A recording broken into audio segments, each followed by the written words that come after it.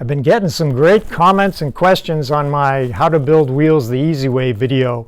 And one of them is about how to keep the spokes tight. And keeping the spokes tight is the key to a wheel being a durable, reliable wheel. As you ride a bicycle wheel, you weigh the spokes. As you're going down the road, weight from the top creates lower tension on the spokes on the bottom of the wheel. So as you ride down the road, every revolution of the wheel, all the spokes taking this weight are actually getting less tension on the bottom of the wheel. So it's a continuing loading and stressing of the spokes that can cause them to loosen up over time. The most common cause of spoke loosening is that they weren't tight enough in the first place. An awful lot of wheels, production wheels, are built and the spokes are sort of medium tension, not really brought up to full tension. If the spokes are not tight enough, then naturally, as they get stressed when you're riding the wheel, they can loosen on their own. And when a spoke loosens, the wheel goes out of true. When you used to have 36, 40 spokes in a wheel, sometimes 48 spokes in a tandem wheel, it wasn't such a big deal for one spoke to loosen. It wouldn't matter. The wheel would not go out of true very much. Today, when we might have only 18 in a wheel, it can make a big difference when one spoke loosens up. The wheel can get quite wobbly. So you want to do everything you can as a wheel builder to make sure that the spokes stay tight. Now, there's a lot of different ways to do this. You start with proper tension when you tension a wheel. You get the spokes good and tight. But there are other ways to deal with it. And wheel builders throughout history have tried a bunch of different things to try to solve the issue of spoke loosening. For example, if you're on a really light rim with few spokes, the wheel has a tendency to loosen no matter how tight you get the spokes, especially under a powerful rider. So innovative people over the years, Pino Mirroni was one, famous mechanic, frame builder, titanium wizard, engineer in Detroit, Michigan, came up with nipples that actually had two parts. There was actually a lock nut on the nipple so that you could tighten the nipple and then tighten a lock nut against the nipple so that the nipple was locked on the spoke like a bolt. You can use two nuts on a bolt to lock the nuts in place. Another was the company Roval from France. They had a very innovative locking nipple too. Another technique that has been used is to take a pair of diagonal cutters and actually squeeze the nipple over the spoke. And when you squeeze it, you put a little crimp in there, which is like a anti-loosening device that you've probably seen in hardware that you've used, bolts and nuts. But I don't use those approaches. I use something called Wheelsmith SpokePrep, which is actually sort of like a little plastic coating that you put on the spokes. The way a lot of wheel builders have been treating their spokes so they won't loosen over the years isn't with a commercially available product like Wheelsmith SpokePrep, but they've actually been using something called boiled linseed oil. And boiled linseed oil can be applied to the threads of the spokes, and over about a 2-week period it'll dry, securing the nipples. It gets gummy and sticky and dries, and then the nipples will not loosen, just like Wheelsmith SpokePrep. And that's pretty inexpensive, and you can buy it at most any hardware store. The problem with boiled linseed oil is that it smells, it's relatively flammable, well, probably really flammable. If it gets on a rag, they can spontaneously combust and cause a fire in your shop. But it's very, very inexpensive.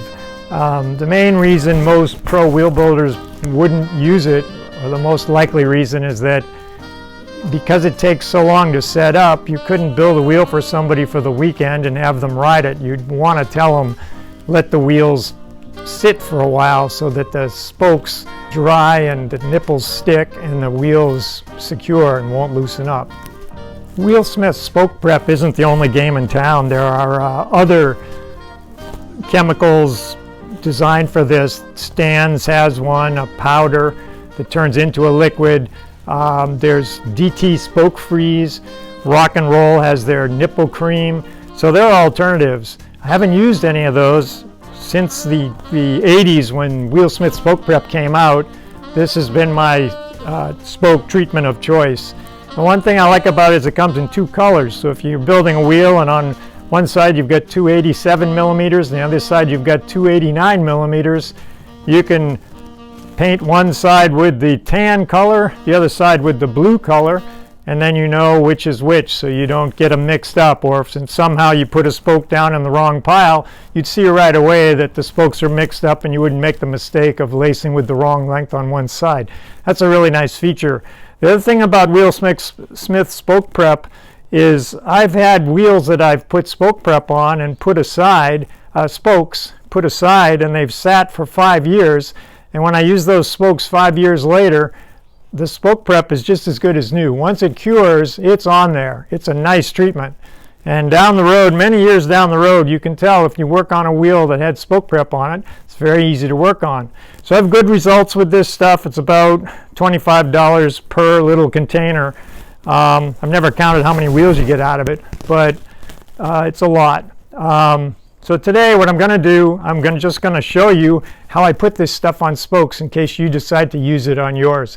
It's not difficult, but there are a few tricks that'll let you do a clean job and avoid the one issue you might have if you just went at it without any knowledge. You might know that some wheels are built with Loctite. Loctite is a chemical that actually bonds two materials together. It doesn't really make them one material, but there's different levels of Loctite. One's temporary, one's a little less temporary, another one is almost permanent. Usually they're green and blue and red. And Loctite is sometimes used on wheels to really lock those nipples to make sure that they don't change. Loctite, you'll know it if you ever work on a wheel with it, because it'll be hard to turn the nipple and then suddenly the nipple will make a popping sound, which is the Loctite chemical breaking. And the trick with those wheels is you heat them up a little bit, and most Loctites will break free when you heat them a little bit. I don't use Loctite building wheels because what happens is as you're tightening the wheel, tensioning the wheel, the Loctite is curing. So you have a window of time when you can get the wheel done, and sometimes the Loctite cures before you're done with the wheel. You can still turn the nipples, you just have to turn harder, a lot harder, to turn the nipples because you're dealing with the Loctite that's almost set up. Now, one use for Loctite is if you were to have a wheel that just has a problem spoke that keeps loosening all the time, and you keep tightening it up but it keeps loosening, you could loosen the nipple up, put a drop of Loctite on there, tighten it back up again, and that would fix the problem most of the time. So it's a good thing to have in the shop, but I don't recommend building wheels with it unless you build wheels pretty darn fast. So I have a big bag of spokes here. Usually you're building wheels, you're building with 24, 28, 32, or 36 spokes. And I wouldn't try to spoke prep a whole wheel's worth of spokes at once. And I'll talk about it as we do it. But let's pretend we're building a 32 spoke wheel. And so for a 32 spoke wheel, what I would do is I would divide the spokes in half, and I'd count out 16 spokes. 1, 2, 3, 4, 5, 7, 8, 9, 10, 12, 13, 14, 15, 16. That's about enough. We could do 32, but as I pointed out before, if you have one side that's one length, the other side that's the other length, usually I'm doing them different colors anyway, because a lot of wheels, most wheels maybe, although it's changing a little bit, but most wheels usually two different spoke lengths. So we'll start with 16 spokes. Most spokes come with a little preservative on them, or a little oil on the spoke. So you might wonder, should you clean the threads before you apply the SpokePrep? And you could do that if you want to. You could use a little isopropyl alcohol, dip it in there to clean them, but it's really not necessary. I've tried it both ways, and the SpokePrep bonds fine to the spokes either way. It works fine, so I wouldn't take that extra step. Maybe if you somehow got full-on oil or grease all over the threads, yeah, then you definitely want to clean them up. But what comes from the factory isn't going to really mess up the SpokePrep's effectiveness. So I'm actually almost out of blue SpokePrep. So what I'm going to use is the full one, which is the Wheelsmith, the tan SpokePrep. I'm going to take 16 spokes, and the first thing you want to do is shake up the SpokePrep. Two reasons for that.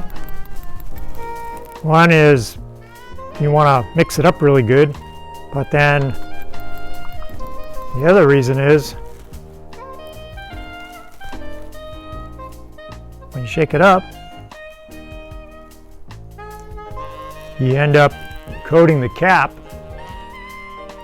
with a nice dipping amount of SpokePrep. So carefully put the full container over here. You can see the consistency, pretty thick. We'll put that over here, and then we'll tap the ends of the spoke, the threaded ends of the spoke on the bench to get all the J-bends of the spokes lined up. Notice that I have a rag here. If we need it, we have it. If we get too much on the spokes, we can wipe it off. So now,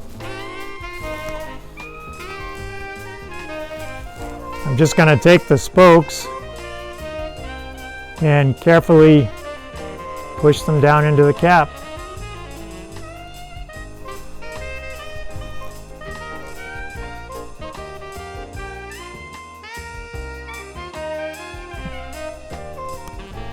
Now that it's on there,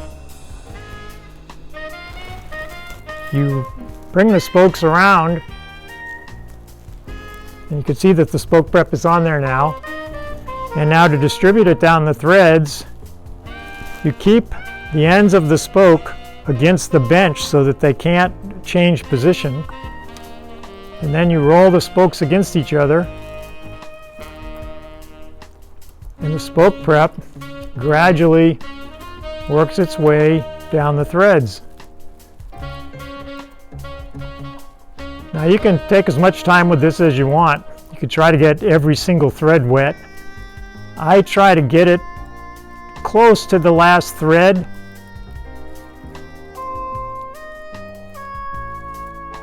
And I try not to let it get on the body of the spoke. Now if you somehow get way too much SpokePrep on there, that's what the rag's for. You can put it here, you can wipe up, and you can clean it up. You can also get it off after the fact with hot water if it dries, and you can scrape it off. So that's pretty good right there. So at this point, the next step you want to do is layer the spokes out to give them a chance to air dry. So I'll just take the spokes in the bundle and I'll put them along the edge of the bench. The less you move them around, the less chance you'll transfer the wet SpokePrep to the other parts of the spoke. And when you build the wheel, it's nice if you don't see the SpokePrep. It's not on the spokes.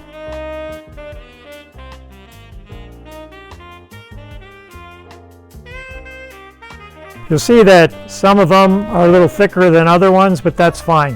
What you're trying to avoid is really thick SpokePrep. You could put it on so thick and let it dry that it would be hard to even start a nipple on it. You want so that you can still see the definition of the threads. That's plenty. So there you have it. That's how I use SpokePrep, how I've done it for a long time.